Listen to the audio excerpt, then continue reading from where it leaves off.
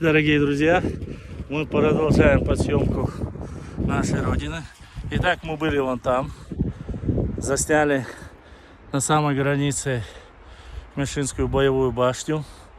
Теперь я хочу вам показать великолепие. Посмотрите на эту красавицу.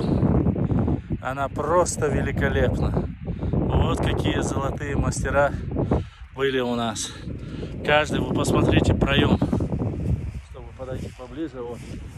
Посмотрите, видите оконный проем?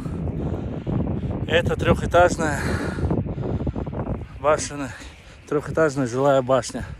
Вот она, как видно, да? Дальше, чтобы было видно, их здесь несколько штук. Мы обязательно вам покажем. Вот этот башенный комплекс не реставрировали, его не трогали. Эти башенные комплексы, даже жилые башенные комплексы 14, 15, 13 века.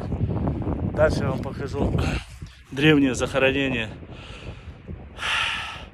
ногчу народа, который находится в Высокогорье.